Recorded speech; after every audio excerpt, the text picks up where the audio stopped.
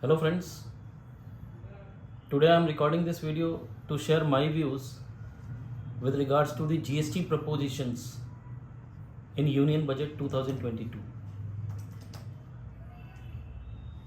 Friends, we are aware that after the implementation of GST, most of the decisions are taken on the basis of recommendation of the GST Council.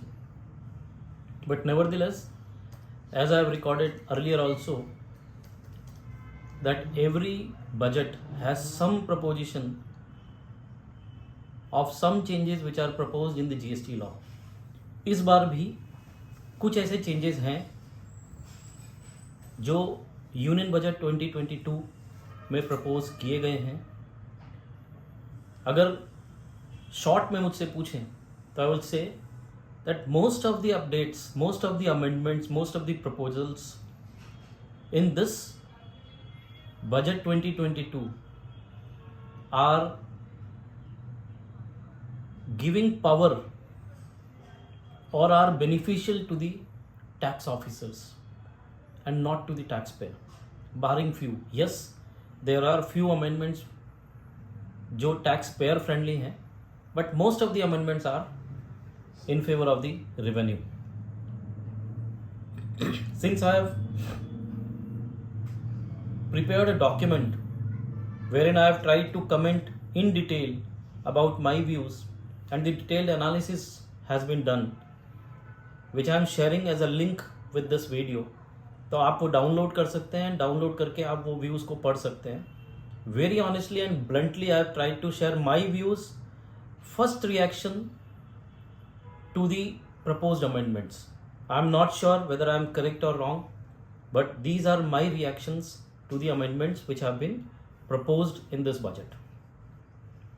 कुछ glimpses अगर हम लें, section 16(2) जब हम पहले भी record कर रहे थे, जहाँ पे हमने बजट से एक्सपेक्टेशन रिकॉर्ड किए, तो हमने बोला था कि 16(2) में जो रिस्ट्रिक्शंस आप ला रहे हैं, you can add few more restrictions to that, but that is not going to ease up and that is not going to help the taxpayer. So again, as expected, now they have further inserted another clause after clause B, that is clause BA to section 16(2). और ये जो इन्होंने insert किया है, वो insert ऐसा कर दिया कि 38(2) यानी सेक्शन 38 सबसेक्शन 2 में वो कुछ रिस्ट्रिक्शंस प्लेस कर रहे हैं, because they have entirely substituted section 38 now, and in spite of saying that कि इनवर्ट सप्लाईज की डिटेल्स फाइल करनी है सेक्शन 38 में, now they are saying communication of the input tax credit. So they have substituted the entire section 38, and now in section 38 subsection 2 they are putting certain restrictions wherein they are saying in circumstances में आपको input tax credit available ही नहीं होगी या partially available होगी. तो वो circumstances में अगर आप फॉल करते हो, तो भले ही आप 16(2) क्लॉज बी को सेटिस्फाई करते हो, क्लॉज ए को सेटिस्फाई करते हो, क्लॉज सब ए को सेटिस्फाई, डबल ए को सेटिस्फाई करते हो, but it will be presume that you are not satisfying in totality, and therefore because you are falling into the restrictions of section 38 subsection 2, the credit will not be allowed to you. So मेरा ये मानना है कि ये वापस से एक draconian provision है, और जो पूरा पर्पस ऑफ लॉ है GST law, seamless flow of credit, उसको ये कहीं ना कहीं पंक्चर करता है, कहीं ना कहीं उसको इफेक्ट करता है, which is not appropriate. Then 16(2)(c) में 43A, because it was said subject to the provisions of 43A or 41, तो 43A has been removed. So इससे ये clarify कर दिया गवर्नमेंट ने कि now you cannot expect any new return forms to be there. 43A omit कर दिया गया है, सेक्शन भी omit कर दिया गया. इसका मतलब है कि हम जो सोचते थे कि नए रिटर्न मैकेनिज्म आएंगे, नए रिटर्न सिस्टम्स आएंगे, that is not going to come. Then in 16(4) also they have amended, that is in benefit to the taxpayer. Although मेरा प्राइमा फेसी व्यू है कि इंट्रावायरस सेक्शन है ही नहीं, बट फिर भी इन्होंने 20 अक्टूबर की जो डेट होती थी उसको अब इन्होंने 30 नवंबर, तो almost 40 days they have given extra, around 40 days they have given extra to the tax payers for claiming the input tax credit on the invoices और debit notes which they have missed for a particular year कि next year के आप 30 नवंबर तक उसको ले सकते हो. तो in spite of now keeping की date of furnishing of return under section 39, they have made it 30th November or the annual return, whichever is earlier. Then they have amended section 29(2)(b, which was dealing with the composition levy, कि अगर वो 3 consecutive tax period के return नहीं भरेगा तो उसको वो suo motu cancellation के लिए एलिजिबल हो जाएगा. यहाँ भी इन्होंने कह दिया कि अगर वो एक फाइनेंशियल ईयर का नहीं भरेगा और फाइनेंशियल ईयर के खत्म होने के 3 महीने तक, बियॉन्ड 3 मंथ्स अगर वो नहीं भरेगा तो he will be covered into this और उसको वो नोटिस भेजा जा सकता है. नेक्स्ट एक अमेंडमेंट है जहाँ पे 6 मंथ्स का टाइम लिमिट था 29 सबसेक्शन 2 क्लॉज सी में, कि अगर 6 मंथ 6 कंटिन्यूस पीरियड के लिए अगर मैं रिटर्न नहीं भरता तो वो सुमोटो कैंसिलेशन के लिए इंटाइटल हो जाता है, ऑफिसर मुझे नोटिस इशू कर सकता है. अब इस पीरियड को ऐसा बोल दिया है कि अब 6 मंथ नहीं है, it can be period as may be prescribed. So meaning thereby again the power has been given to the officers to the revenue that they can come out with a rule or maybe a notification or something like that, wherein via delegated legislature now they can say कि भाई इस situation में 2 महीने का return भी अगर आपने नहीं भरा तो आपको 29(2) का रिपरकेशन फेस करना पड़ सकता है या सुमोटो कैंसिलेशन का नोटिस आ सकता है. देन अगेन सेक्शन 34 में जो क्रेडिट नोट की बात थी, जो सितंबर की बात थी, उसको उन्होंने 30 नवंबर कर दिया. Not going into that. Major changes जो इन्होंने किए हैं इस बजट में, जो प्रपोज किए हैं, वो सेक्शन 37, 38, 39 में किए हैं. Because now they have accepted and admitted that GSTR 1 है वही रहेगा, GSTR 2 नहीं आने वाला, GSTR 3 नहीं आने वाला. तो आपको GSTR 1 और GSTR 3B से ही अपनी लाइफ GST की पूरी करनी है.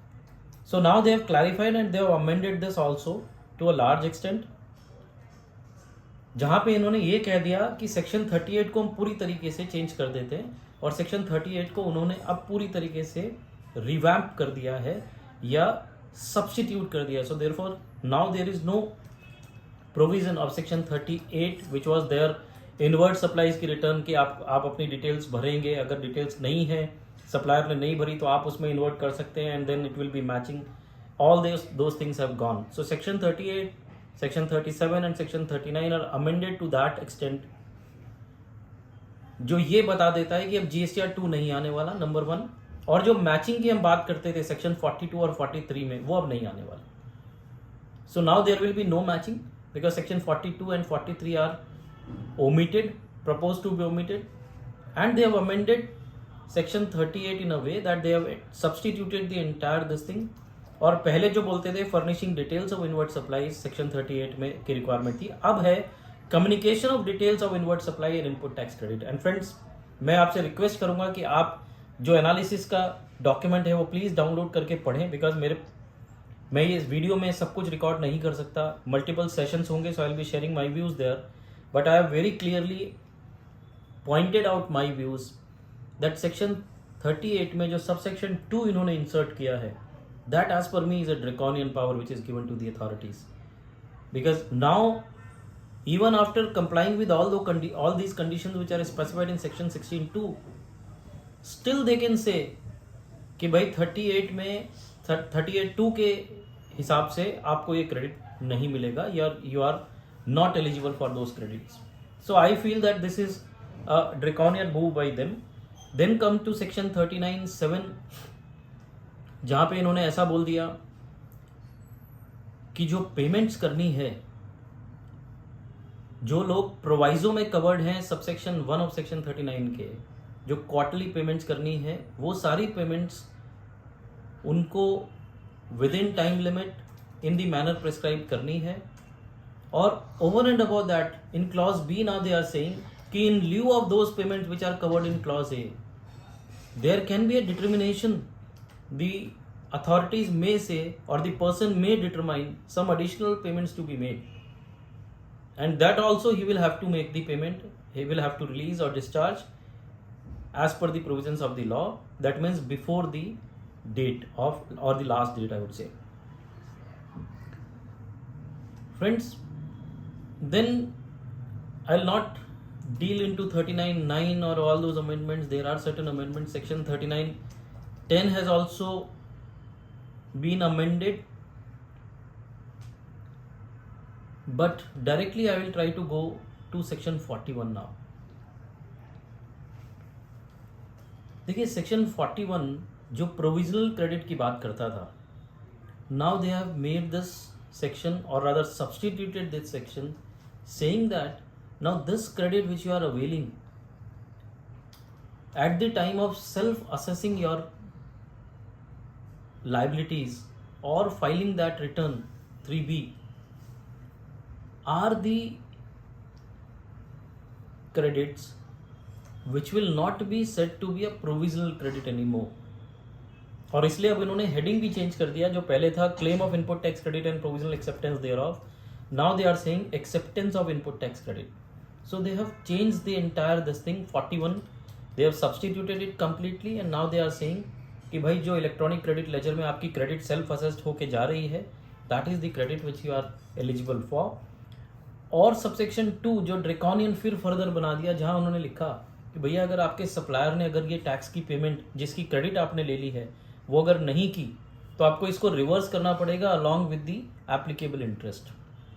Now this is something which I find difficult और other this is something which is impossible for a recipient. अब आप मुझे ये बोल रहे हैं कि मैं आपकी शूज़ में यानी डिपार्टमेंट की इन्वेस्टिगेटिंग ऑफिसर की शूज़ में इंटर कर जाऊं और मैं अपने हर सप्लायर को वेरीफाई करूं कि उसने जो इनवॉइस मुझे दिया, जो क्रेडिट मैं ले रहा हूं, he has made the payment of all those credits. Now what will be a situation wherein वो पेमेंट तो दिखा रहा है लेकिन वो पेमेंट उसने इलेक्ट्रॉनिक क्रेडिट लेजर से किया और इलेक्ट्रॉनिक क्रेडिट लेजर में जो उसका क्रेडिट है वो फेक है. What will happen to that? So there are lots and lots of ambiguities rather, or I would say litigations which are bound to come, or the hardships which the taxpayers will have to face because of these amendments. Because 41(2) clearly बोल रहा है कि अगर आपके supplier ने tax की payment नहीं की तो what is the difference in 41(2) and 16(2)(c? Yes, there is a difference. Actual paid, these terminologies are used, but primarily they both have the same meaning, which says that कि अगर आपके supplier ने tax की payment नहीं की तो आपको वो क्रेडिट जो आपने ली है वो रिवर्स करनी पड़ेगी along with interest. Obviously they से कि अगर आप ये रिवर्स कर देते हैं और फर्दर आपकी सप्लायर ने टैक्स की पेमेंट कर दी तो आप वो क्रेडिट दोबारा ले सकते हैं. As we have discuss 42, 43 and 43A, these are the sections which they have removed. This clearly shows that now the concept of matching or two-way communication is no more. It is done away with. The department, the government has accepted that they are not inclined to follow the matching concept, or rather let me put it in this fashion. शायद मैं थोड़ा सा harsh हो रहा हूँ लेकिन reality है कि गवर्नमेंट हैज़ एडमिटेड कि मैचिंग कंसेप्ट के सपने जो उन्होंने दिखाए थे वो उनकी कैपेसिटी के बाहर है and therefore now there is no matching concept. But after putting these kind of conditions they are forgetting one thing. एक एग्जांपल से आपको समझाने की कोशिश करता हूँ. मेरा एक 10 करोड़ का टर्नओवर है, मेरे 500 लोग हैं जिनको मैं रिसिपिएंट्स हैं जिनको मैं सप्लाई करता हूँ. 10 करोड़ में से 8 करोड़ की टैक्स की पेमेंट मैंने की है, 2 करोड़ रुपए पे टैक्स की पेमेंट मैंने नहीं की. How to identify which invoices of those worth 2 crores are ineligible for input tax credit? आप क्या मैकेनिज्म से उसको आप आइडेंटिफाई करेंगे? I don't think it is possible to identify, and specially for recipient it is next to impossible. Rather, even for the department it is not possible, because invoice wise कभी भी नहीं होता. सो कौन सी invoices के सामने आपने क्या पेमेंट की नहीं की, it is very very difficult and it's going to be a huge challenge for the recipients for claiming input tax credit. Rather इससे बेटर तो ये रहता कि वो कहते हैं कि भैया कोई क्रेडिट ही किसी को नहीं मिलने वाली है, आपको बिजनेस करना है तो आप forget about the input tax credit, you will have to pay the tax. When you are further selling it you will have to pay the tax, because input tax credit की अगर इतनी stringent conditions हैं which is almost impossible to be fulfilled or complied with by the normal taxpayer or a genuine small and medium enterprise. So I don't think such kind of law should be made and such a stringent provision should be brought in. Anyways friends, section 47 जो late fees की बात करता है, 47 में now they have incorporated or included section 52 also. So अगर आप tax collection at source की returns में डिले करते हैं तो उसमें भी लेट फीस आपको एप्लीकेबल हो जाएगी. एंड नाउ एक बहुत ही स्ट्रेंज सा प्रोविजंस है जो 49(4) में इन्होंने अप्लाई कर दिया. 49(4) बोलता था कि अगर आपके इलेक्ट्रॉनिक क्रेडिट लेजर में बैलेंस है, that balance can be use subject to conditions. Now they have added word subject to conditions and restrictions. So please appreciate, दुनिया भर की कंडीशन सैटिस्फाई करके मैं क्रेडिट के एलिजिबल हुआ हूं और मेरे इलेक्ट्रॉनिक क्रेडिट लेजर में वो एलिजिबल क्रेडिट्स हैं. Now further government is saying कि अब ये एलिजिबल इनपुट टैक्स क्रेडिट को भी यूटिलाइज करने के लिए we can place certain restrictions that you will not be able to use these credits for making the payment of output tax. This is something which is very harsh because आप पहले तो इतने impose कर देते हो conditions, वो conditions को मैं सेटिस्फाई करता हूँ एंड बाद में आप बोल देते हो कि नहीं भैया आपने कंडीशन सेटिस्फाई कर दी है फिर भी हम आपको अलाउ नहीं कर सकते इलेक्ट्रॉनिक क्रेडिट लेजर के बैलेंस को यूज करने के लिए और आपको ये रिस्ट्रिक्शंस को कंप्लाई करना पड़ेगा.